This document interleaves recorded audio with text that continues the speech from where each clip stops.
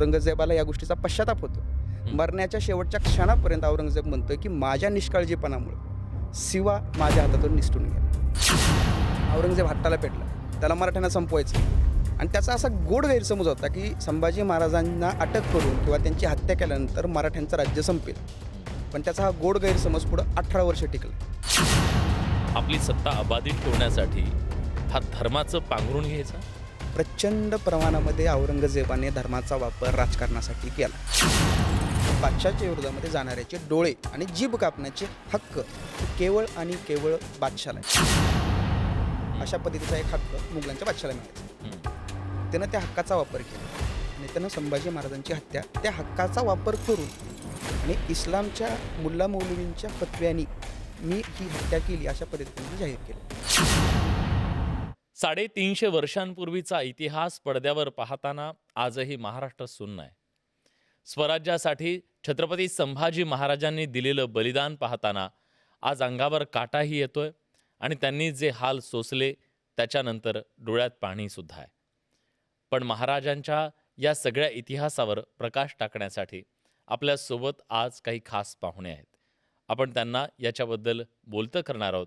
आज आपल्यासोबत आहेत केतन कैलासपुरी, मराठा पातशाह या पुस्तकाचे लेखक, जे आपल्याला नव्या पिढीचे लेखक आहेत, जे महाराष्ट्राला सांगतायत छत्रपती संभाजी महाराज, छत्रपती शिवाजी महाराज यांचा देदीप्यमान असा इतिहास, शौर्याचा इतिहास आणि त्याचबरोबर या इतिहासातला सगळ्यात मोठा विलन औरंगजेब याच्याबद्दल जाणून घेऊया त्यांच्याकडून. खूप खूप स्वागत आहे तुमचं. धन्यवाद सर. आर्किओलॉजिस्ट तुम्ही आहात. जी. महाराजांच्या इतिहासाबद्दल आज आम्हाला तुमच्याकडून जाणून घ्यायचं आहे. मी ज्याचा उल्लेख केला आता की औरंगजेबानं ज्या प्रकारे संभाजी महाराजांना हाल हाल करून मारलं, सगळ्यांच्या मनात हाच प्रश्न आहे की तो औरंगजेब बादशाह एवढा क्रूर का वागला संभाजी महाराजांबद्दल. सर, पहिल्यांदा तर आपण या सगळ्या गोष्टींची पार्श्वभूमी समजून घेतली पाहिजे, जी आहे आग्रा भेटीमध्ये. छत्रपती शिवाजी महाराज आणि मिर्झाराजे जयसिंग या दोघांमध्ये जो पुरंदरचा तह झाला, त्या तहानुसार छत्रपती शिवाजी महाराजांना बऱ्याचशा गोष्टी इथं मान्य करून घ्याव्या लागल्या. औरंगजेबाने ज्या काही अटी टाकल्या होत्या त्याच्यानंतर नेतोजी पालकर शिवाजी महाराजांना सोडून विजापूरच्या आदिलशाहीला जाऊन मिळाले. शिवाजी महाराजसुद्धा विजापूरच्या आदिलशाहकडे जातील अशी भीती मिर्झाराजे आणि औरंगजेबाला वाटली आणि त्याच्यामधून आग्र्याला भेटीला जाण्याचं खूळ निघालं. कुठंतरी विजापूरच्या आदिलशाहीपासून लांब नेण्याचं ते खूळ निघालं. शिवाजी महाराजांना आग्र्याला जावं लागलं आणि त्या आग्र्याच्या भेटीमधून शिवाजी महाराज सुखरूपपणे महाराष्ट्रात परत आले. संभाजी महाराज परत आले. औरंगजेबाचं जे मृत्यूपत्र आहे 1707 सालचं, त्या मृत्यूपत्रातलं शेवटचं कलम 12वं कलम औरंगजेबाला या गोष्टीचा पश्चाताप होतोय. मरण्याच्या शेवटच्या क्षणापर्यंत औरंगजेब म्हणतोय की माझ्या निष्काळजीपणामुळे शिवा माझ्या हातातून निसटून गेला. आग्र्याहून ही गोष्ट करतोय तो 1707 मध्ये. आणि शिवाजी महाराजांची आग्र्यावरून जी गरुड झेप झाली ती 1666ची. त्याला हा पश्चाताप मरण्याच्या क्षणापर्यंत आहे. आणि हीच गोष्ट जर छत्रपती संभाजी महाराजांना पकडल्याच्या नंतर त्याच्याकडून घडली असती तर ते त्याला जमलं नसतं. त्याला परत एकदा ती रिस्क घ्यायची नव्हती. त्याला काहीही करून मराठ्यांना संपवायचं होतं. कारण 1682ला तो दख्खनीत उतरला आहे. 1689पर्यंत 7 वर्ष तो दख्खनीत आहे. त्याच्यामध्ये त्याचा लाडका वकील जो आहे जाफर खान, तो त्याला म्हणतो, असद खान, तो औरंगजेबाला म्हणतोय की बादशाह आपण आपल्या नंदनवनात परत जाऊ, म्हणजे उत्तरेत परत जाऊ. आता आपण विजापूरची आदिलशाही आणि गोळकोंड्याची कुतुबशाही जिंकली, मराठ्यांना आपण उत्तरेत जाऊन बघू. पण औरंगजेब हट्टाला पेटला, त्याला मराठ्यांना संपवायचं. आणि त्याचा असा गोड गैरसमज होता की संभाजी महाराजांना अटक करून किंवा त्यांची हत्या केल्यानंतर मराठ्यांचं राज्य संपेल. पण त्याचा हा गोड गैरसमज पुढं 18 वर्ष टिकला. त्या गोष्टीचा बदला छत्रपती शिवाजी महाराज आग्र्यावर निसटून गेले या गोष्टीचा पश्चाताप त्याला हे करण्यासाठी कारणीभूत ठरला आहे. त्याने आयुष्यामध्ये त्याचे नातेवाईक सुद्धा सोडलेले नाहीत हे आपण इतिहासामध्ये वाचलं. तो कसा होता, व्यक्ती म्हणून कसा होता तो? सर, मुळात आहे ना, औरंगजेब हा मराठ्यांचा सर्वात मोठा शत्रू आहे. शिवाजी महाराजांच्या आयुष्यातल्या सुरुवातीच्या कारकिर्दीमध्ये जर बघितलं तर आदिलशाह आपला सर्वात मोठा शत्रू म्हणून आपल्यासमोर आहे. पण जसं शिवाजी महाराजांनी पन्हाळगड आणि ते सिद्धेश्वरच्या वेढ्यातून निसटतात, ते 1660 ते 1707 हा जवळजवळ 47 वर्ष औरंगजेबाच्या विरोधातला लढा आहे. हा औरंगजेब एक व्यक्ती म्हणून प्रचंड उपदेश देणारा माणूस होता. हम्म, तो त्याने एवढे उपदेश दिलेत हम्म. की ते वाचून Motivational speaker होता तो. मोटिवेशनल स्पीकर सारखा होता तो. हा. पण तो स्वतःच्या स्टेटमेंटला कॉन्ट्राडिक्ट करायचा. हम्म. औरंगजेबाचा इतिहासकार, आता माझ्या नजरेमध्ये औरंगजेब कसा आहे, गुंगी होता म्हणायला हरकत नाही. ढोंगी होता, हा. पण माझ्या नजरेतला औरंगजेब कसा आहे हे जाणून घेण्याची लोकांना गरज नाहीये. हम्म. औरंगजेबाच्या दरबारातले लोक औरंगजेबाविषयी काय लिहून ठेवत आहेत. खूप इंटरेस्टिंग आहे ते.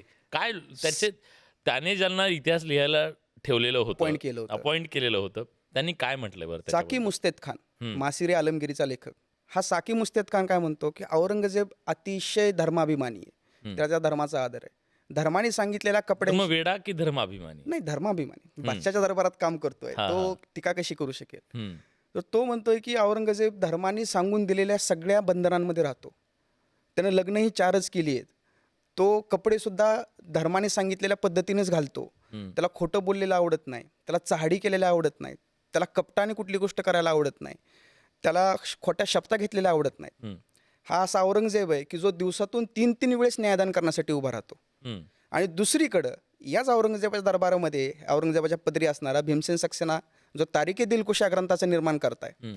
हा भीमसेन सक्सेना काय लिहितो की औरंगजेबाच्या काळामध्ये दिवसातून 2-2, 3-3 वेळेस न्यायदान करायची वेळ येते. शहाजहानच्या काळामध्ये दिवसातून एकदाच न्यायदान व्हायचं. आता दिवसातून 4 वेळेस न्यायदान केलं तरीसुद्धा लोकांची रीक कमी होत नाही. याच्यावरून तुम्ही अंदाज बांधा की आत्ता मुघलांच्या राज्यामधली परिस्थिती ही किती भयानक आहे. हम्म. हम्म. हम्म. 2 माणसं औरंगजेबाच्या हो. दरबारातली, दोघं एकाच गोष्टीवर वेगवेगळी मतं देत आहेत. हम्म. परत निकोलाव मनुची, इटलीचा प्रवासी आहे, वेनिस शहरातून वयाच्या 15-16 वर्षी भारतात पळून आलाय. हा दाराच्या पदरी राहिला आहे, मिर्झाराजे जयसिंगसोबत दख्खनेत आलाय, शिवाजी महाराजांना भेटलाय. हा निकोलाव मनुची स्टोरी ऑफ दी मोगोर या आपल्या पुस्तकामध्ये काय लिहून ठेवतो की बादशाह हम्म. हा ज्यावेळेस रमजान असतो त्यावेळेस दिवस दिवस ईश्वर भक्तीमध्ये तल्लीन असतो. हम्म. आणि जर जाऊन त्याला कोणी डिस्टर्ब केलं तर तो म्हणतो की माझ्या परमोच्च आनंदामध्ये तुम्ही व्यत्यय आणताय, आणि नाटकीपणाने तो राग आणतो. हम्म. हा बादशाह जुल्फिकार खानाला, ज्यानं रायगड जिंकलाय पुढं, त्या जुल्फिकार खानाला सांगतो तू खोटं बोल, तू कपट कर, तू खोट्या शब्दा घे, वाटेल ते कर, पण जिंक. हम्म. मुस्तेद खान काय म्हणतो की बादशाला खोटं बोललेलं आवडत नाही, चाड्या केलेल्या आवडत नाहीत, खोट्या शब्दा घेतलेल्या आवडत नाही. आणि निकोलाव मुनीची काय म्हणतो की बादशाह सांगतोय तू खोटं बोल. हम्म. बरं, हे फक्त बोलण्यापुरतं लिमिटेड नाही आहे. दारा शुकोचा जो मुलगा आहे सुलेमान शुको, तर सुलेमान शुकोला औरंगजेबाने मारले 1662-63 मध्ये, हम्म. दारा शुकोच्या मृत्यूच्या 4-5 वर्षांनी. तो सुलेमान शुकोला एक दिवशी त्यानं दरबारामध्ये बोलून घेतले. सुलेमान शुको आला, कुर्निसात केलं, बादशाला म्हणला की तू मला पौस्त देऊन मारू नकोस. पौस्त एक पेय असतं, अफूपासून तयार करतात, हम्म. त्याच्याशिवाय त्या कैद्याला दुसरं काहीही देत नाहीत. आणि ते पेय त्या कैद्याने प्यावं म्हणून दिवसभर कारागृहातल्या इतर कैद्यांना काहीच खायला देत नाहीत. म्हणजे बाकीचे कैदी त्याला प्रेशराईज करणार की आम्हाला भूक लागली तू ते पी. आणि ते पेय ॲडिक्टिव्ह असायचं, ड्रग्ससारखं, की ते जर पिलं तर ते सारखं लागायचं, आणि जर ते दिलं नाही तर तो माणूस डोकं फोडून आत्महत्या करून घ्यायचा. ह्याच्यामागे स्वार्थी भाव असा असायचा की जर एखादा महत्त्वाचा राजकीय व्यक्ती आपण डायरेक्ट मारून टाकला तर लोक आपल्या विरोधात जातील, त्याच्यामुळे त्यानं आत्महत्या केली तर त्याच्याशी माझा काही संबंध नाही अशी आपल्याला क्लीन चिट स्वतःला देता येते. पण मग एक मुद्दा इथे येतो की लोकांना दाखवण्यासाठी, हा आपली सत्ता अबाधित ठेवण्यासाठी हा धर्माचं पांघरून घ्यायचा. प्रचंड प्रमाणामध्ये औरंगजेबाने धर्माचा वापर राजकारणासाठी केलाय. हम्म. कसा? शेवटी मरेपर्यंत दारा शुकोची हत्या केली, हम्म. हे तर जग जाहीर आहे हो. की त्यांना आपल्या तिन्ही भावांना मारून टाकलं. मुराद दारू प्यायचा, प्रदक नकोच. हम्म. मुराद दारू प्यायचा. हम्म. या मुराद सोबत अलायन्समध्ये शहा शुजा आणि दारा शुको या दोघांच्या विरोधात औरंगजेब चालून गेलेला आहे. मुरादला काय सांगितलं, मुराद गुजरातचा सुभेदार आहे, औरंगजेब दख्खनचा सुभेदार आहे, शहा शुजा बंगालमध्ये, आणि दारा शुको शहाजहानसोबत आहे. यानं काय सांगितलं मुरादला, तू माझा मोठा भाऊ आहेस, गादीवर तू बसणार, मी तुझा वजीर होणार, तुझ्या वतीने मी राज्यकारभार सांभाळणार, माझा बादशाह तर तूच आहेस. हम्म. मुराद रिलॅक्स झालाय, मुराद दारू पितोय, प्रचंड दारूच्या आहारी येतो. हम्म. आणि ज्या वेळेस औरंगजेबाला कळलं की आता दारा माझ्या हाती लागणार आहे, शहाशुजाला मी हरवलंय, शहाजहानला मी कैदेत टाकलंय, आग्र्यामध्ये मी एंट्री करतोय, आता मला मुरादची गरज नाही, मस्त त्याला पार्टी दिली. दारूच्या विरोधात असलेला हा माणूस, त्यानं मुरादला प्रचंड दारू पाजली. हम्म. त्याची सेविका त्याचे पाय दाबत असताना तो झोपला नशेमध्ये. त्याच्या सेविकेने सगळी त्याची शस्त्र काढली, बाहेर गेली, बाहेरच्या सेवकांना सांगितलं. हा औरंगजेब तंबूत घुसलाय, त्यानं त्या मुराद बक्षाला कैद केलं, कैदखान्यात पाठवलं, आणि नंतर त्याचं मुंडकं कापून त्याला मारलं 1662-63 मध्ये. हम्म. दारा शुको हा प्रचंड उद्धट होता. दारा शुकोने बऱ्याचशा मुघलांच्या मनसबदारांना नाराज केलेलं होतं, आणि दाराशुकोची एकूण जी वागणूक होती ती त्याच्या काकांसारखी आणि पंजोबासारखी होती. म्हणजे अकबर आणि त्याचा काका मिर्झा खुसरू, शहाजहानचा सख्खा भाऊ. कारण ह्या दोघांचं हिंदू मुस्लिम एकतेवर, वेगवेगळ्या विभिन्न धर्मांना एकत्रित येऊन एक वेगळा धर्म स्थापन करणं, वेगवेगळ्या धर्माच्या चांगल्या रीतिरिवाजांचं पालन करणं, समजून घेणं, त्याच्यावर चर्चा करणं, अशा गोष्टी ह्या तिघांमध्येही होत्या. अकबरामध्येही होत्या, मिर्झा खुसरूमध्येही होत्या, जो शहाजहानचा मोठा भाऊ होता, आणि दारामध्येही होत्या.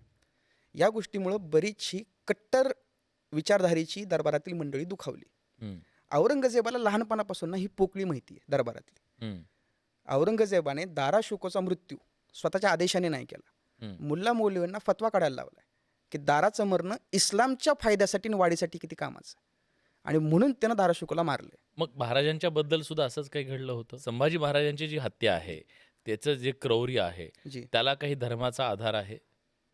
संभाजी महाराजांच्या दुर्दैवी हत्येमागं हं. अशाच पद्धतीने त्यानं फतवा काढल्याचे उल्लेख आपल्याला औरंगजेबाच्या दरबारातल्या काही कागदपत्रांमध्ये वाचायला मिळतात. बरं.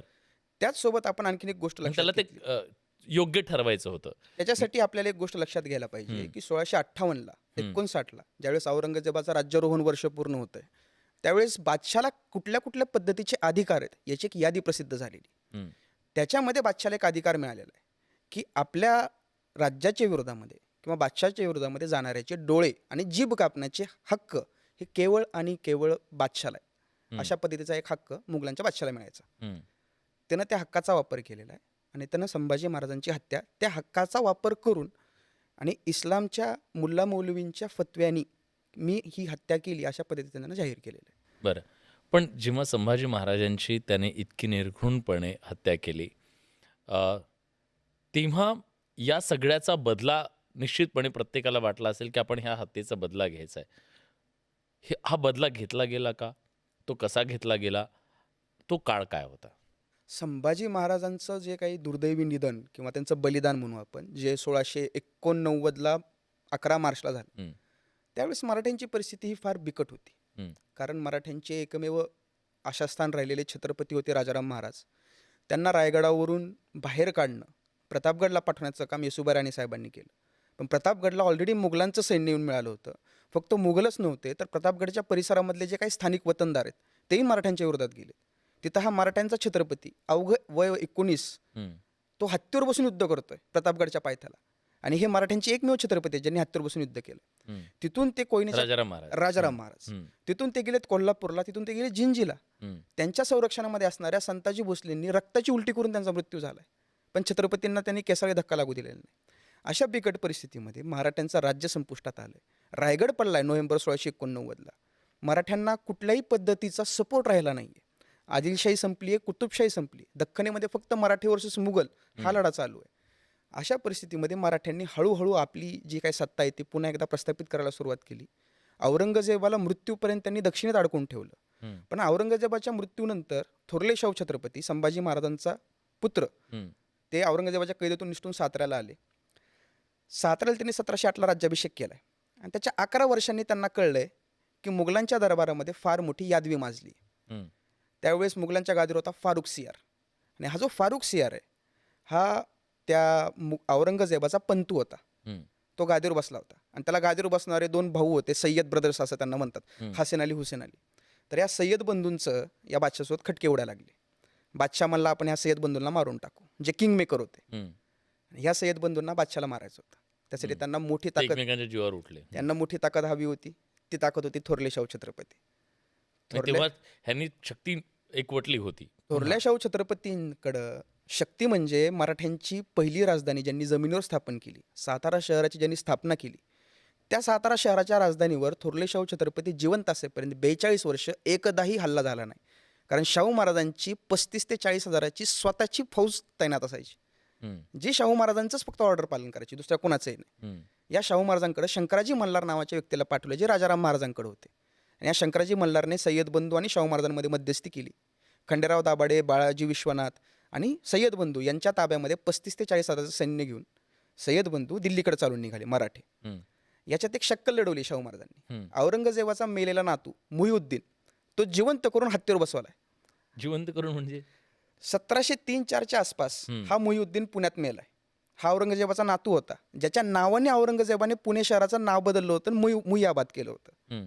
तर या मुहियाबाद नाव ज्याच्यामुळे पडलं तो मुहिउद्दीन, तो मेलेला नातू शाहू महाराजांनी एक खोटा माणूस बसवला गादीवर, त्या हत्तीवर. सांगितले की हा मुघलांचा नातू आहे, औरंगजेबाचा नातू, हा मुघलांचा खरा वंशज आहे, फारुख सियार नाही. असं म्हणून मराठी दिल्लीवर चालून गेले. त्याच्यामध्ये बाजीराव पेशवे पण आहेत, त्यांच्या आयुष्यातली पहिली मोहीम आहे ही, वयाच्या 19व्या वर्षी दिल्लीला गेले. मराठ्यांनी दिल्लीला वेढा घातला, तिथं युद्ध सुरू झालं. मग दरबारामध्ये शिष्टाई सुरू झाली. सय्यद बंधू, खंडेराव दाभाडे, बाळाजी विश्वनाथ, शंकराजी मल्हार आणि फारुख सियार ह्या सगळ्यांमध्ये शिष्टाई बिघडली. त्यावेळेस मराठ्यांचा सपोर्ट होता म्हणून सय्यद बंधूंनी बादशाला सिंहासनावरून खाली खेचलं, बादशाचे डोळे फोडलेत, त्याला कैदेत टाकलं, त्यानंतर त्याचं मुंडकं कापून बादशाला मारून टाकलं. त्यानंतर थोरल्या शाहू छत्रपतींच्या काही अटी होत्या सय्यद बंधूंना मदत करण्याच्या. त्यातली प्रमुख अट होती की येसुबाई राणी साहेबांची सुटका झाली पाहिजे. ती अट जो पूर्ण करेल असा बादशाह गादीवर बसण्याचे आदेश शाहू महाराजांचे होते.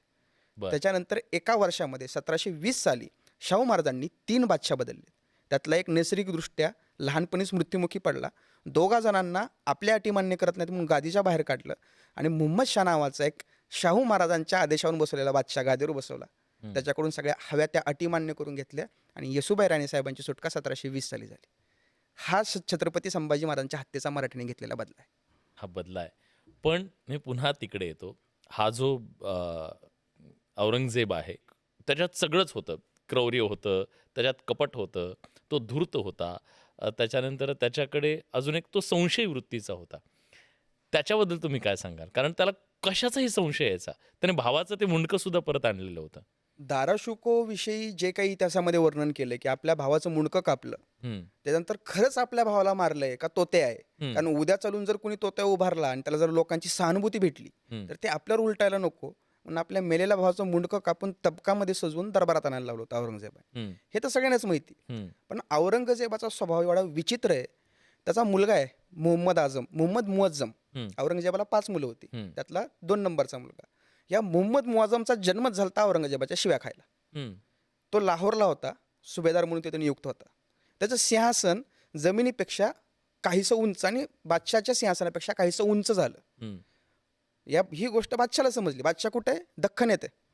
बादशाने दख्खनेतून लाहोरला पत्र लिहिले आणि त्यासोबत 2 माणसं पाठवलीत आणि त्या माणसांना आदेश दिलेत की त्या मुअज्जमला सिंहासनाच्या खाली खेचायचं आणि ते सिंहासन फोडून टाकायचं. स्वतःच्या मुलाचं थोडंसं वर गेलं ते म्हणून. थोडंसं वर गेलं आपल्या सिंहासनापेक्षा. कारण मुघलांच्या प्रोटोकॉलमध्ये बादशाच्या सिंहासनापेक्षा दुसऱ्या कुणाचंही आसन उच्च नसतं. एके दिवशी हा मुअज्जम हत्तीची झुंज करून आणतो. हत्तीची झुंज करण्याचा अधिकार मुघलांच्या राज्यात फक्त बादशाला असतो. हे शहजाद्याने केलं, मुघलांच्या राजपुत्रांनी केलं. त्याला शिव्या दिल्यात, तुला बादशाह बनायची घाई झाली, तुला असं वाटतंय की या गोष्टी केल्याने तू लवकर माझा उत्तराधिकारी म्हणून पुढे येशील, पण हे निव्वळ बालिश वर्तन आहे. परत तो नगारे वाजवतो एकदा चुकून. नगारे वाजवण्याचे हक्क बादशाला आहेत. परत त्याला पत्र लिहून शिवाय देतो. औरंगजेब एवढा विचित्र आहे की त्याच्या मुलांवरही विश्वास नाही. प्रत्येक पत्राच्या शेवटी तो सांगतो की शहाजहानने आपल्या मुलांकडे लक्ष दिलेलं नाही. शहाजहानने कायम दारालाच फक्त फेवर केलं ना आमच्याकडे दुर्लक्ष केलं. शहाजहानच्या चुकीची शिक्षा त्याला भेटली, त्याच्यामुळे शहाजहान मेलाय, माझा काही संबंध नाही. आणि हे त्यानं शहाजहानकडून लिहून घेतलंय. शहाजहानचा मृत्यू झाला 1664च्या आसपास, 63-64च्या आसपास. तर शहाजहानला कैदेत टाकलं आणि त्याला अतिशय टॉर्चर केलं. तर कुठंतरी माझ्या मृत्यूनंतर म्हणजे औरंगजेबाच्या मृत्यूनंतर त्याला नरकाच्या आगीमध्ये जाळतील ही भीती औरंगजेबाला होती. म्हणून औरंगजेबाने शहाजहानकडून हट्ट करून हे लिहून घेतलं की शहाजहानच्या आयुष्यामध्ये आलेला खडतर प्रसंग, खडतर काळ, कैदेचं जीवन याला जबाबदार औरंगजेब नसून त्याचे स्वतःचे कृत्य आहेत. कारण त्याला या गोष्टीतून स्वतःची सुटका करून घ्यायची होती. आपल्यावर ते डाग नको, त्याला तो डाग नको होता. तो प्रत्येक गोष्टीतून हात झटकायचा बघायचा. त्याला प्रतिमा पण त्याची चांगली ठेवायची होती आणि स्वतःचं कंपॅरिझन एवढ्या गोष्टींसोबत करायचा की औरंगजेबाने एका ठिकाणी स्वतःचं पाण्यासोबत कंपॅरिझन केलंय. तो म्हणतो की बादशाह आणि पाणी हे कायम वाहतं असलं पाहिजे. जर हे एका जागी राहिलं, जर पाणी एका जागी साचून राहिलं तर पाणी दूषित होतं. बादशाह जर एका जागी बसून राहिला तर बादशाच्या राज्यामध्ये अनागुंदी मासते. त्यामुळे बादशाने कायम फिरतीवर राहायला पाहिजे. मग फिरतीवर राहणारा हा बादशाह इथं मराठ्याशाहीशी जवळपास 2.5 दशक संघर्ष करत इथं का अडकून पडला? मराठ्यांनी हलू दिलं नाही त्याला. हे मराठ्यांचं सगळ्यात मोठं यश आहे. हो, की हा स्वतःला आलमगीर म्हणणारा. बरोबर. पण मग प्रश्न हा सुद्धा आहे की 35 किल्ल्यांचं हे राज्य सुरुवातीला तर म्हणजे मधल्या काळात जेव्हा मिर्झाराजेंचा तह झाला पुरंदरचा, पण हे एवढंच राज्य म्हणूया त्या काळात 35 किल्ल्यांचंच राज्य. पण ते सुद्धा नेस्तनाबूत करायचंय.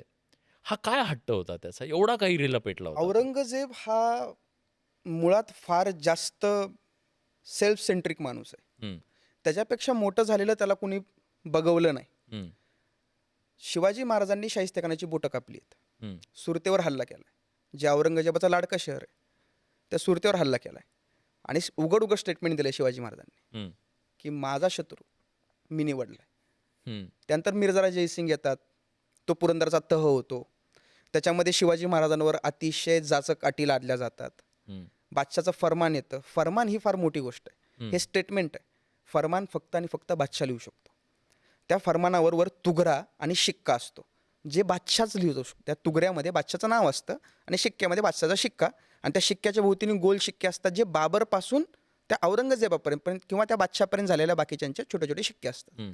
असा बादशाचा शिक्का आणि तुघरा असलेलं फरमान ज्यावेळेस येतं त्यावेळेस एक वेगळं शहर बसवलं जातं. त्याला फरमानबाडी म्हणतात. हं. त्या फरमानबाडीमध्ये ज्याच्या नावाने फरमान आलंय त्यानं 2-3 कोस नंग्या पावलांनी आणि हातात कुठलंही शस्त्र न घेता हात बांधून जायचं. हं.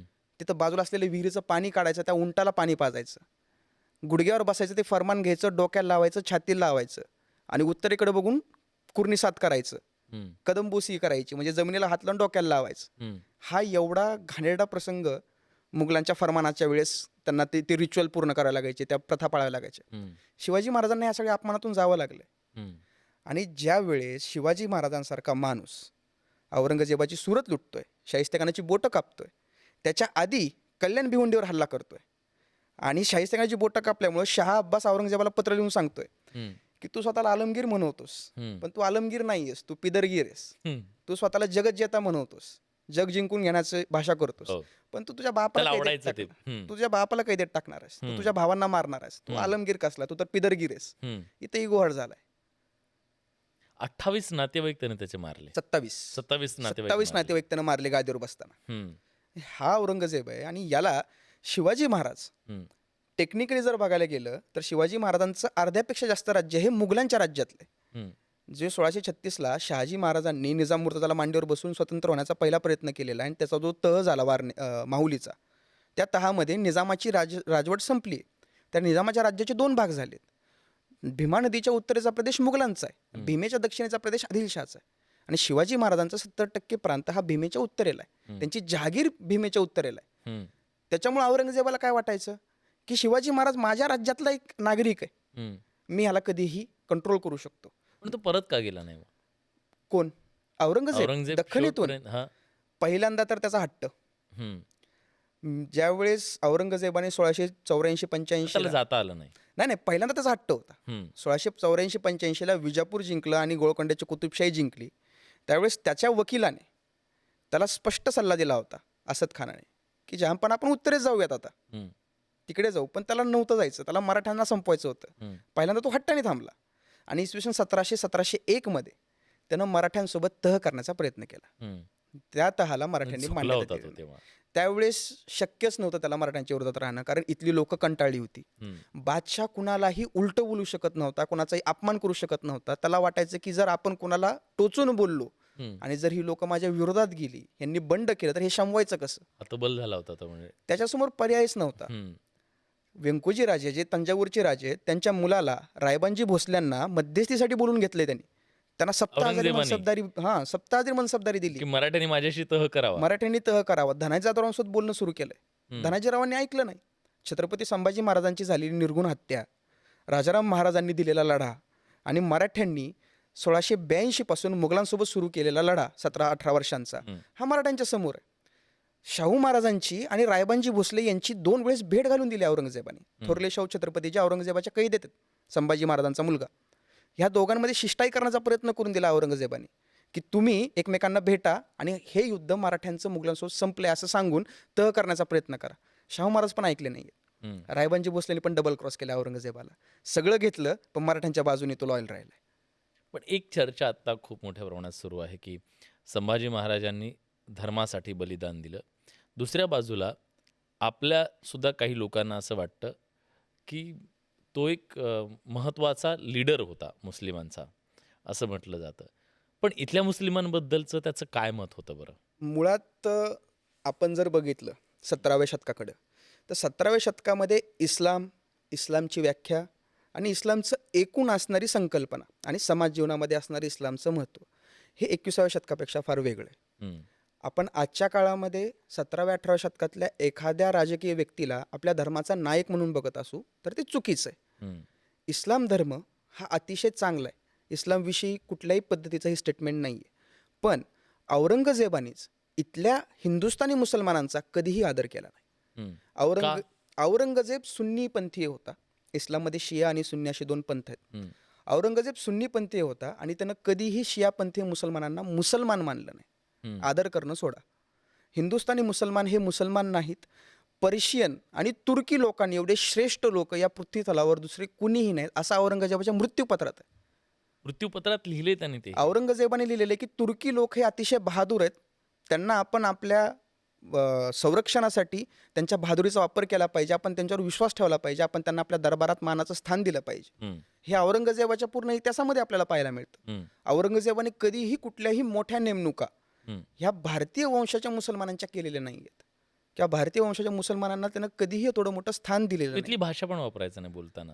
औरंगजेबाने फारसीपेक्षा दुसऱ्या भाषेला जास्त महत्त्व दिलेलं नाही. तो हिंदी बोलायचा नाही. बोलायचा हा, पण पण फारसीपेक्षा जास्त दुसरी आणि कुठलीही भाषेचं श्रेष्ठत्व सुद्धा त्याचं ते. तो छोट्या छोट्या गोष्टींमध्ये बघायचा. तो आदिल शहाला सुद्धा आदिल खान म्हणायचा. हा. कुतुब शहाला कुतुब खान म्हणायचा. हम्म, शिवाजी महाराजांना तो शिवाच म्हणायचा.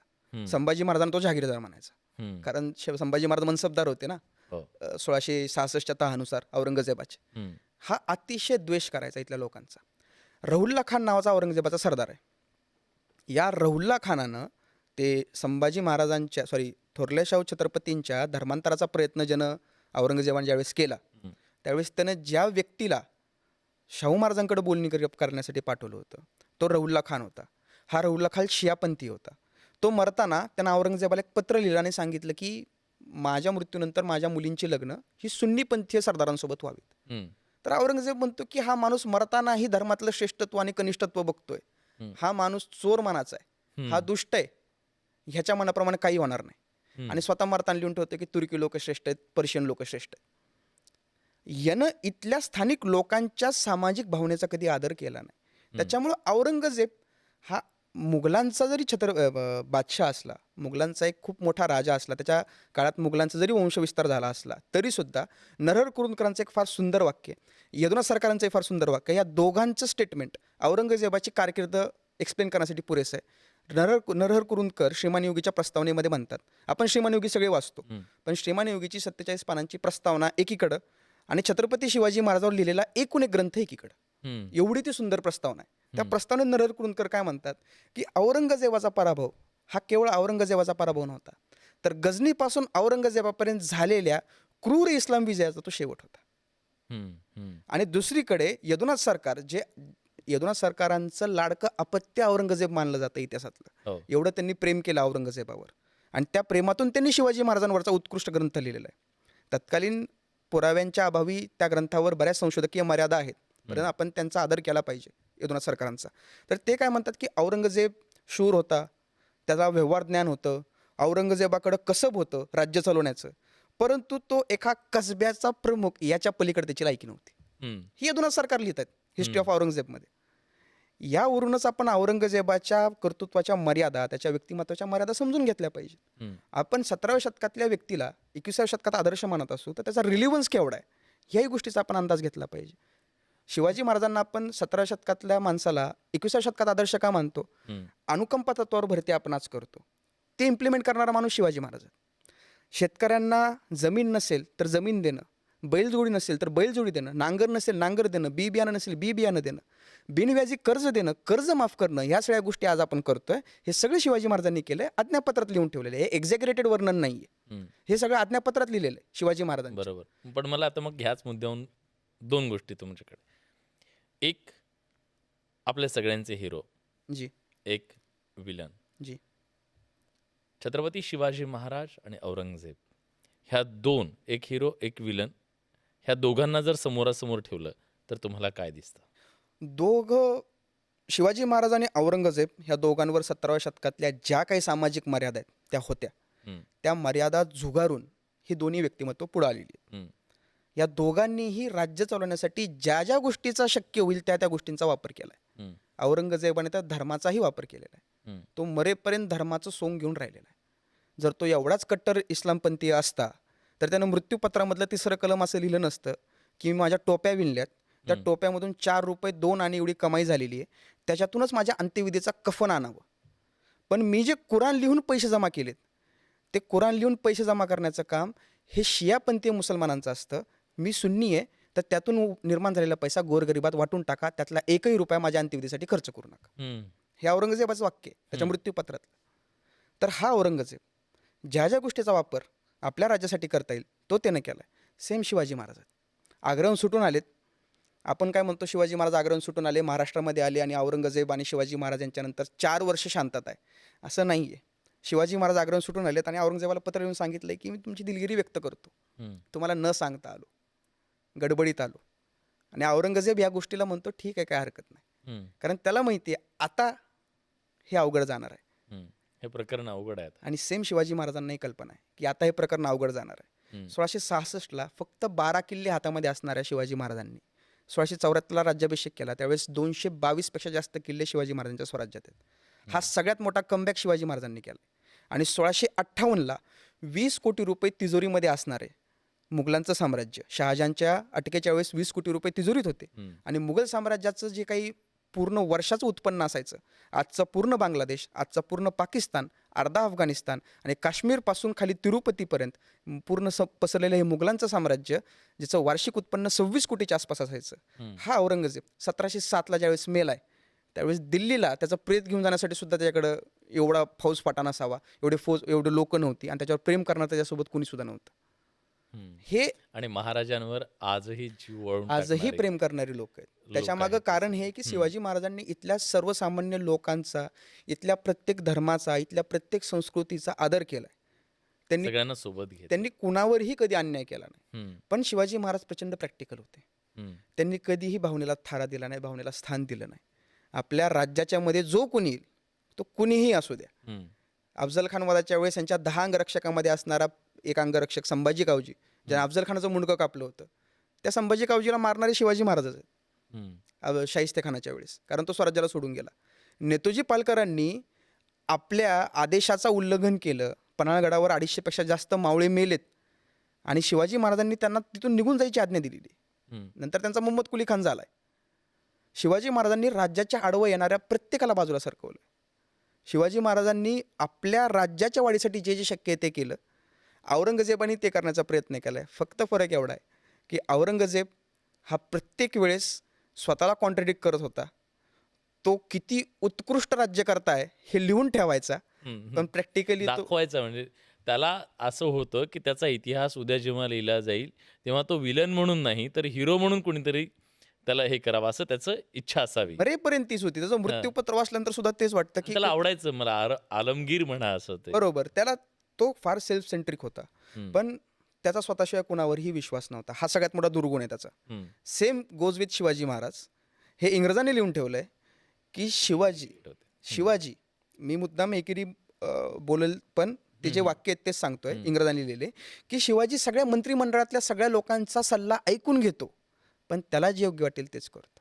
हम्म, पण शिवाजी महाराजांची निर्णय क्षमता आणि औरंगजेबाची निर्णय क्षमता यातला फरक आपल्यासमोरच आहे बरोबर. की कुणाचं राज्य आज अस्तित्वात आहे किंवा कुणाला मानणारा वर्ग आज अस्तित्वात आहे. केतन, तुम्ही खूप ह्या मराठा पातशहामध्ये त्याच्या सुरुवातीच्या काही पानावरतीच हे जे अस्सल चित्र आहे महाराजांचं, प्रेक्षकांनाही आपण हे दाखवायला हवं. महाराज आपले होते कसे, जी, कसे दिसायचे, काय त्यांचं वर्णन होतं, हे सगळं आहे. हे महाराजांची जी अस्सल चित्र आहेत, ही चित्र युरोपात जाण्यासाठी सुद्धा औरंगजेब कारणीभूत होता. तो इतिहास काय? शिवाजी महाराज हयात असताना हां, किंवा त्यांच्या निधनानंतर 3 ते 4 वर्षामध्ये जी काही चित्र काढण्यात आली त्यांची संख्या 7 ते 8च्या घरात आहे. शिवाजी महाराजांना अस्सल चित्र जी प्रत्यक्ष पाहून काढलेली जी अस्सल चित्र आज आपण म्हणू शकतो त्यांची संख्या 11 ते 12च्या घरात आहे. महाराज जिवंत असताना त्यांना जे व्यक्ती भेटले, पण दुर्दैवाची गोष्ट अशी आहे आणि सुदैवाची सुद्धा की शिवाजी महाराजांना जी काही चित्र शिवाजी महाराजांची काढण्यात आली त्यातलं एकही चित्र एकाही मराठी व्यक्तीनं काढलेलं नाही. ही सगळी चित्र गोळकोंड्याच्या स्थानिक चित्रकारांनी काढली आहेत आणि यांचे सगळ्यांचे फंडर हे सगळे युरोपियन लोक आहेत, इटालियन, डच आणि इंग्रज. तर ही पण लोक, त्यांनी का चित्र काढली तेव्हा? शिवाजी महाराजांचा राज्याभिषेक झाला हा 1674ला. राज्याभिषेकानंतर शिवाजी महाराजांनी सार्वभौम असं राज्य स्थापन केलं. त्यांनी स्वतःच्या नावाने त्या काळाला ओळखण्यासाठी भाग पाडले, शिवराज्याभिषेक शकाची निर्मिती केली, येस. नाणी पाडली, स्वराज्याला अधिकृत झेंडा दिला, स्वराज्याची भाषा मराठी म्हणून मान्यता दिली. अशा भरपूर गोष्टी शिवाजी महाराजांनी केल्या. त्याच्यामुळं एक स्वतंत्र राजा आणि एक स्वतंत्र राज्य अस्तित्वात आलं. शिवाजी महाराजांनी राज्याभिषेकानंतर केलेली सर्वात मोठी मोहीम म्हणजे कर्नाटकची स्वारी. 1676-77 ते कर्नाटकात उतरलेत प्रचंड मोठा फौजफाटा घेऊन. त्यावेळेस एक वर्णन आहे जे मी प्रत्येक वेळेस सांगतो. शिवाजी महाराज गोळकोंड्याच्या कुतुबशाला भेटायला गेले. अट एकच आहे, मी राजा आहे, एका स्वतंत्र राजाप्रमाणे माझं वेलकम झालं पाहिजे. गोळकोंड्याच्या कुतुबशानी वेलकम कसं करावं?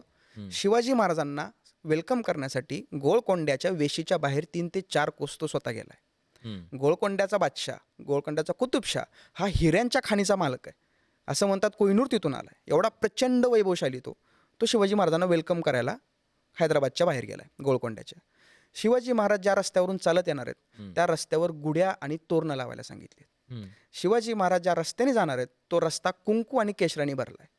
शिवाजी महाराजांच्या समोर शिवाजी महाराजांना ओवाळण्यासाठी 1000 सुवासिनी स्त्रिया त्यानं उभ्या केल्यात. आणि शिवाजी महाराजांच्या अंगावर जी फुलं टाकायची ती साधी फुलं नसावीत म्हणून प्रत्येक नागरिकाच्या हातात सोन्याची फुलं दिली. क्या बात. असलं ग्रँड वेलकम दख्खनेत ह्याच्या आधी कोणाच झालं नाही, त्याच्यानंतरही कोणाच झालं नाही. एकमेव वेलकम शिवाजी महाराजांचं झालं, ग्रँड वेलकम. हे शिवाजी महाराजांचं रूप एवढं इम्प्रेसिव्ह झालं, एवढं इम्प्रेस करून गेलं त्यातल्या परकीय राजसत्तांना. आणि शिवाजी महाराजांच्या राज्याभिषेकाच्या वेळेस जे कोणी उपस्थित नव्हते अशा परकीय राजसत्तांची शिवाजी महाराजांची भेट घेण्याची चढाओढ लागली. कारण डचांचं एक पत्र आहे, त्या पत्रात शिवाजी महाराजांचं वर्णन आलंय, न्यू लॉर्ड ऑफ कर्नाटका. क्या बात. हां या न्यू लॉर्डनी आपल्याला फेवर करावं, व्यापारी सवलती द्याव्या, याची आपल्यावर कायम मर्जी राहावी म्हणून ही सगळी लोक शिवाजी महाराजांना भेटण्यासाठी चढाओढ करत आली. याच्यात फक्त मागं राहिलेत फ्रेंच. आणि शिवाजी महाराजांच्या कारकुनांच्या मनामध्ये या गोष्टीचा राग आहे. त्यांनी फ्रेंचांना पत्र लिहून सांगितलं की सगळे भेटून गेलेत, तुम्ही आले नाहीत, लक्षात ठेवा. मग फ्रेंचांचं एक शिष्टमंडळ शिवाजी महाराजांना भेटायला 3 ऑगस्ट 1677ला तामिळनाडू आणि कर्नाटकच्या बॉर्डरवर वलीकंडापुरम नावाचं एक गाव आहे, त्या गावामध्ये ते फ्रेंच शिष्टमंडळ भेटायला आलंय. आणि त्याच वेळेस डचांचा भारतातला राजदूत असलेला हर्बर्ट डियागर, निकोलस क्लिमेंट, साखरे आणि मुल्ला या 2 दुभाषांसह शिवाजी महाराजांना भेटायला वलीकंडापुरमला आला. आणि हे दोन्ही कॅनवॉय, दोन्ही शिष्टमंडळ फ्रेंच आणि डच एकाच दिवशी वलीकंडापुरमला रात्री येऊन पोहोचले. डचांसाठी राहण्यासाठी शिवाजी महाराजांनी मोठा शामियाना उभा केला. आणि फ्रेंच शिवाजी महाराजांना राज्याभिषेकानंतर भेटायला आले नाहीत, त्यांनी शिवाजी महाराजांचा राजा म्हणून स्वागत केलं नाही म्हणून रात्रभर त्यांना पावसात झाडाखाली उभा केलं. हा डच व्यक्ती शिवाजी महाराजांना ज्यावेळेस भेटायला आला, हर्बर्ट डियागर, हा शिवाजी महाराजांचं वर्णन करून ठेवतो. हा प्रत्यक्ष भेटला, जसं आपण आज दोघं एकमेकांसमोर बसलोय, एवढ्या अंतरावर तो शिवाजी महाराजांसमोर बसलेला आहे. हा म्हणतो की शामियानामध्ये आम्ही प्रवेश केला त्यावेळेस तो शामियाना ज्या कापडापासून तयार केला होता तो कापड भारतातला सगळ्यात महागडा कापड होता. त्या शामियानावर सोन्याच्या ताराने नक्षी केलेली होती. त्या शामियानाच्या मध्यभागी लोड आणि तक्क्याची बैठक होती. त्या लोड आणि तक्क्याच्या बैठकीवर मोठी चादर अंथरली होती. त्या चादरीवर सोन्याच्या तारांचं कलाकुसर केलेली होती. त्या लोडावर सोन्याच्या तारांची कलाकुसर होती. काही वेळ वाट बघितल्यानंतर शिवाजी राजा आपल्या 2 मंत्र्यांसह, जनार्दन पंडित आणि हनुमंत पंडित या 2 मंत्र्यांसह, रघुनाथ पंडित या 2 मंत्र्यांसह त्या शामियानामध्ये आला. शिवाजी राजाच्या मोजडीवर सोन्यांच्या तारांचं काम केलेलं होतं. त्याच्या अंगावर घातलेल्या अंगरख्यावर सोन्याच्या बारीक तारांची कलाकुसर होती. डोईवर जिरेटोप होता, मंदिल होता आणि त्या मंदिलावर सोन्याच्या तारांचं काम केलं तर मागं मोत्याचा तुरा हिंदकळत होता. हातामध्ये असणारी तलवार सोन्याच्या पासून तयार केलेल्या मुठीची होती, त्याच्यावर विविध प्रकारची मौल्यवान रत्न लावली होती आणि त्या तलवारीची म्यान हिरव्या रंगाची होती आणि मखमलीच्या कापडाने सजवलेली होती. इवन त्या दरबारामध्ये निरोपाची विडे देण्याचा 5 सुपारीचा जो डबा होता तो निरोपाची विडे देण्याचा डबा सुद्धा सोन्याचा होता, ज्याच्यावर वेगळ्या प्रकारची रत्न लावलेली होती. आपण आपल्या राजाला दगडधोंड्याचा राजा म्हणतो आणि हा डच व्यक्ती हा वैभवशाली सोन्यामध्ये लोळणारा छत्रपती म्हणून वर्णन करतो. हे वर्णन बघून कोण इम्प्रेस नाही होणार. आणि मग मग मला एक सांगा, हे जे चित्रकार आहेत ह्यांनी चित्र काढली पण ते चित्राचं वर्णन सुद्धा त्यांनी सुंदर खूप केलेलं आहे. सुंदर. शिवाजी महाराजांना प्रत्यक्ष भेटलेल्या लोकांमधला शिवाजी महाराजांचा खास मित्र जो झाला पुढं तो इंग्रज अधिकारी आहे हेनरी ऑक्झेंडन. राज्याभिषेकाच्या ज्या काही आपण फ्रेम बघतो आज घरात त्याच्यामध्ये एक इंग्रज अधिकारी शिवाजी महाराजांना मुजरा करत असतो. तो व्यक्ती म्हणजे हेनरी ऑक्झेंडन. हा रायगडावर 25 मे ते 12-13 जूनपर्यंत रायगडावर मुक्कामी आहे. ह्यानं शिवाजी महाराजांना 2 वेळेस प्रत्यक्ष जवळून बघितलेलं आहे. ते 2 प्रसंग फार भारी आहेत. त्यातला पहिला प्रसंग राज्याभिषेकाचा आहे. राज्याभिषेकाला तो रायगडावर उपस्थित आहे. हा म्हणतो की रायगडाला राज्याभिषेकाच्या दिवशी 6 जूनला मी दरबारात गेलो. शिवाजीराजाने माझ्याकडे बघितलं आणि शिवाजीराजाने मला सिंहासनापासून काही अंतर जवळ बोलवून घेतलं. मी माझ्यासोबत आणलेल्या सगळ्या भेटी राजाला सादर केल्या. राजाने मंद स्मिताने सर्व भेटींचा स्वीकार केला. या हेनरी ऑक्झिलरीने शिवाजी महाराजांना काही फूट अंतरावरून बघितलंय. हा शिवाजी महाराजांविषयी काय लिहून ठेवतो की शिवाजी राजा इतर मराठ्यांपेक्षा काहीसा उजळ आहे. त्याचे डोळे मोठे आणि बोलके, त्याच्या मिशा विरळ आहेत, दाढी टोकदार आणि हनवटीकडे निमुळती होत गेलेली. शिवाजी राजाच्या चेहऱ्यावर काय मंद स्मित असतं. तो देखणा आहे, त्याची उंची मध्यम आहे, पण त्याचा बांधा मजबूत आहे आणि नाकाबद्दल विशेष आणि नाक बागदार आहे. नाक बागदार. आता मी इथं सुद्धा बघितलं, हे प्रेक्षकांना पण आपण दाखवायला हवं जी की हे हे जे चित्र आहे ना, म्हणजे किती राजबिंड असं हे हे असं. म्हणजे तुम्ही ठामपणे सांगू शकता की आपले छत्रपती हे असेच दिसत होते. हो, हे याच्यावरून चित्र हे असेच दिसत होते. 1724 साली फ्रान्सवा व्हॅलेंटिन याने त्याच्या पुस्तकामध्ये old and new east India या पुस्तकामध्ये पान नंबर 248 खंड दुसऱ्यामध्ये पान नंबर 248 छापलेलं आहे. हम्म, आणि त्यावेळेस हे चित्र पहिल्यांदा युरोपात प्रकाशित झालं. आपण निरर्थक गोष्टी करतो की शिवाजी महाराजांना आपल्याला जगात पोचवायचं आहे. महाराज जिवंत असताना युरोपामध्ये शिवाजी महाराजांवर सर्वात पहिलं शिवचरित्र लिहिण्यात आलं आहे. मराठीत नाही हा. असताना शिवाजी महाराजांचं पहिलं शिवचरित्र लिहिणारा व्यक्ती हा कॉस्मा दी गार्ड आहे. हम्म. पहिला व्यक्ती हा पोर्तुगीज आहे. त्याने शिवाजी महाराज जिवंत असताना शिवचरित्र लिहिलेलं आहे. तो एक किस्सा सांगा ना, की आता ही जी चित्र आहेत ना, शिवाजी महाराजांचं चित्र हिटलरने लुटलं होतं, तो काय किस्सा? हा मगाशीचा फक्त एक प्रश्न अर्धवट राहिला, त्याचं उत्तर लगेच देतो. हा. औरंगजेबामुळे ही चित्र भारताबाहेर गेली. हा, औरंगजेबामुळे ही चित्र बाहेर 1684-85ला विजापूरची आदिलशाही आणि गोलकोंड्याची कुतुबशाही औरंगजेबाने संपवली. गेली. हम्म, त्यावेळेस तिथली परिस्थिती एवढी राजकीयदृष्ट्या अस्थिर होती की आपला मौल्यवान ऐवज सुरक्षित राहावा म्हणून त्यावेळेसच्या लोकांनी आपली चित्रं सगळी जमा केली, एकत्रित केली. त्यातली काही चित्र, आता जे तुम्ही चित्र दाखवलंय हे बटावियाला गेलं. तिथं सिमॉन सिन्वेट नावाचा एक उपमहापौर होता नेदरलँड्सचा, ॲम्स्टरडॅमचा. त्यानं ही सगळी चित्रं विकत घेतली. ती त्यानं विकली नेदरलँड्सच्या महापौरला ॲम्स्टरडॅमच्या. त्याचं नाव होतं निकोलस विटसेन. आणि त्या विटसेनकडे शिवाजी महाराजांची 5 ते 6 चित्र एकदमच पोचली. हम्म, त्याच्या मृत्यूनंतर 1720 साली आता हे जे चित्र आहे समोर तुम्ही दाखवताय उजव्या बाजूचं, हम्म, तर या चित्राचा संग्रहकर्ता हा निकोलस विटसन आहे. त्याच्या मृत्यूनंतर 1720-25 साली या चित्राचा लिलाव झाला आणि शिवाजी महाराजांची बरीचशी चित्र ही जगभरामध्ये मग युरोपामध्ये विखुरली गेली विशेषतः. हा.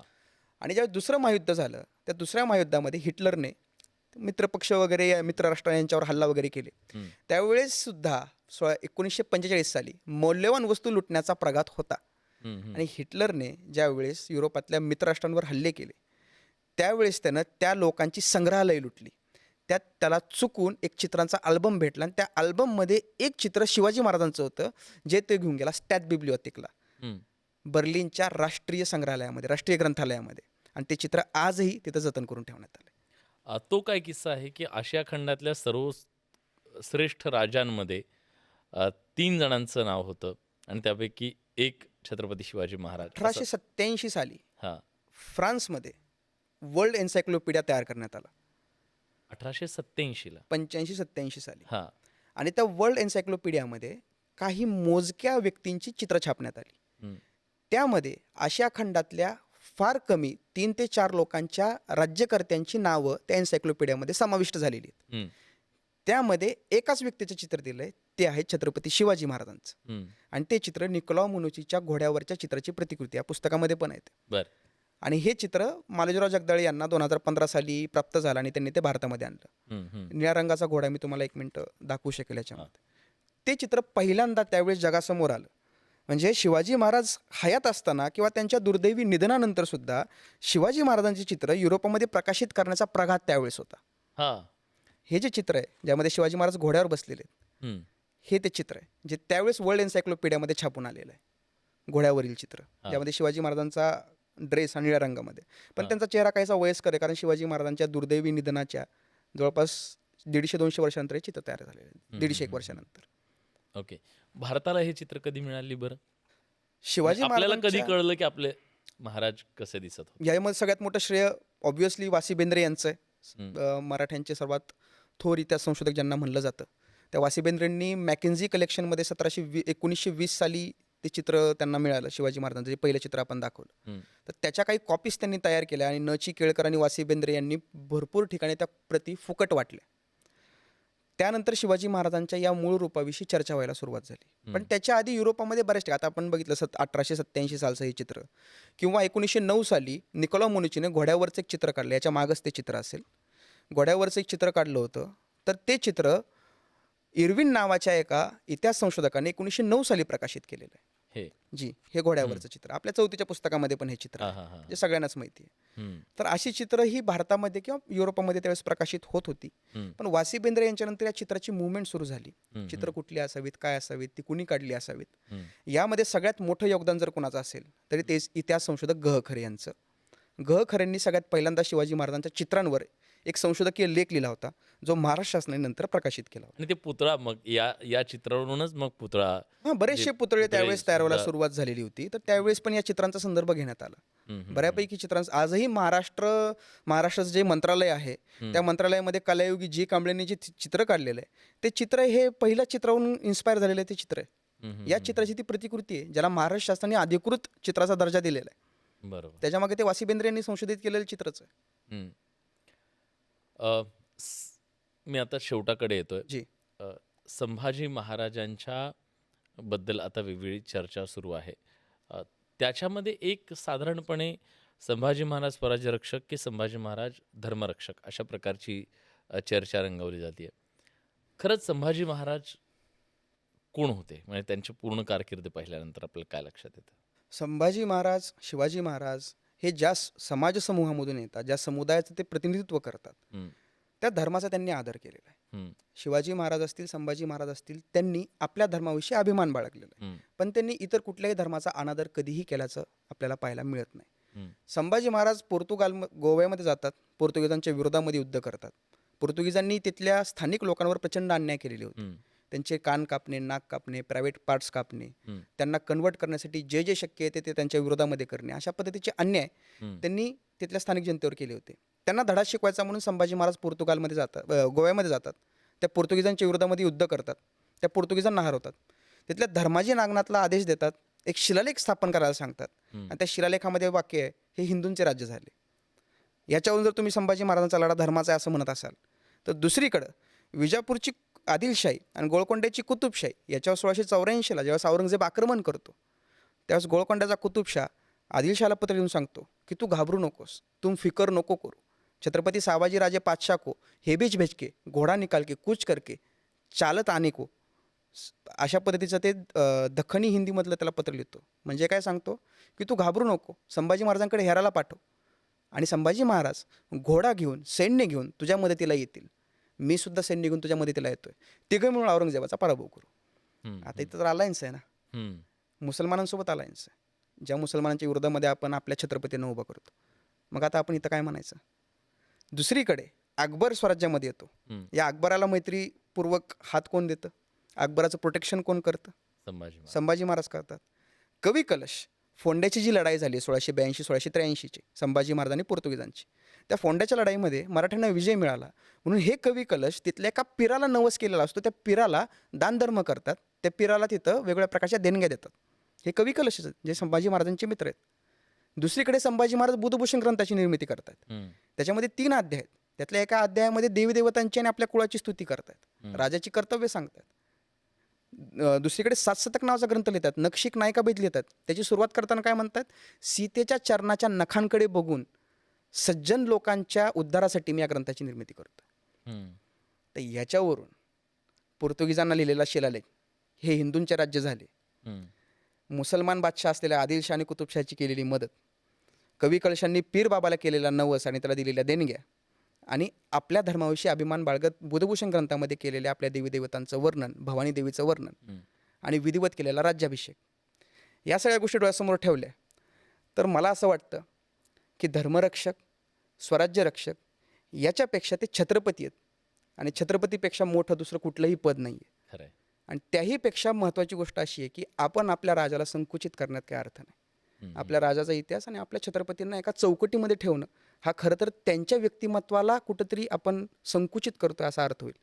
त्यामुळे ते काहीही असोत पण ते छत्रपती आहेत हे तर कोणी बदलू शकत नाही. नक्कीच. आणि 350 वर्ष झाली. मी जिथून या मुलाखतीची सुरुवात केली होती. 350 वर्षानंतर सुद्धा मुघलशाही कुठं आहे माहीत नाही. पण आपला राजा मात्र आज लोकांच्या मनामनात जिवंत आहे. जी. आणि हेच त्यांचं सगळ्यात मोठं कर्तृत्व आहे, असं मला वाटतं. आणि आज हे सगळं तुमच्या तोंडून ऐकताना अक्षरशः ऐकत राहावंसं असं वाटत होतं. हे थांबू नये, ही मुलाखतही थांबू नये असं वाटत होतं. पण वेळेची मर्यादा आहे. जी. पण आज आपण खूप सुंदररित्या ह्या सगळ्या इतिहासावर प्रकाश टाकला. खूप खूप धन्यवाद तुमचे. धन्यवाद. आणि तुम्ही न्यूज 18 लोकमतला वेळ काढून इथं आलात आणि प्रेक्षकांशी संवाद साधला त्याबद्दल खूप खूप आभार. थँक्यू. धन्यवाद सर. यासोबत आजच्या पॉडकास्टमध्ये आपण इथेच थांबतोय. पण आम्हाला सोशल मीडियावरती फॉलो करायला, सबस्क्राईब करायला विसरू नका. धन्यवाद. पुन्हा भेटू नव्या पाहुण्यांसह नव्या पॉडकास्टमध्ये.